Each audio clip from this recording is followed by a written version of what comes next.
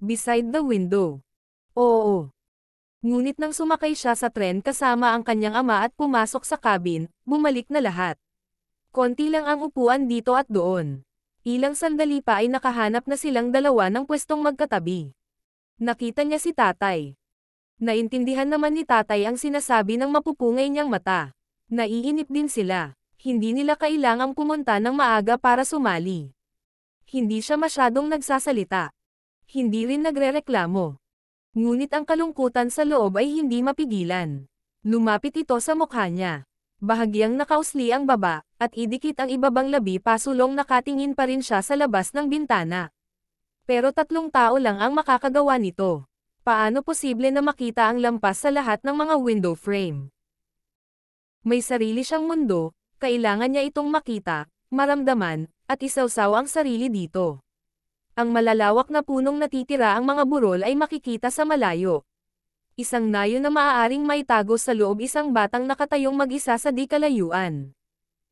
Isang batang nakahiga sa berdeng damo na parang gymnasium. Sa isang lugar sa ilalim ng araw maligo sa isang walang laman na lawa nakatayo at nakatingin sa tren, ang tipaklong ay ganito, bagay.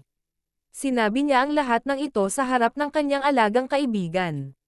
Ngunit ngayon ang lahat ay naging hindi mapigilan. Ang isang ama ay hindi maaaring humingi ng iba para sa kanyang anak, naiintindihan niya iyon. Kaya ang solusyon ay huwag isipin ang tungkol dito. Mahal na mahal niya ang kanyang ama. Bumilis ang tren nang hindi namin namalayan. Kinuha ni tatay ang malambot niyang kamay, niyakap ito, hinaplos. Iyon ay pag-ibig alinmang paraan, alam niya. Gusto niya talagang umupo sa bintana. Pero yun lang, hindi nahanap, anong dapat kong gawin? Kasalanan nila ito. Gabi na nang umalis ako ng bahay. 2 beses na nagpalit ng t-shirt si tatay.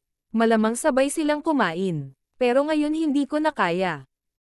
Tumingin ulit siya sa ama. Namutla ang magkabilang mata. Isang malamig na katahimikan ang namayani sa mga mata ni ama. Hindi siya makatiis. Hindi niya kayang magmukhang ama. Ganyan siya dahil sa bansa niya. Oo, siya mismo ay may bahagyang ngiti sa labi at sinira iyon. Napansin ito ni Dad. Natawa din siya. Nawala ang katahimikan sa mukha niya. Ano ang ginagawa ngayon ni Tatay Ham? Niyakap nila siya sa malapad at mainit nilang mga bisig.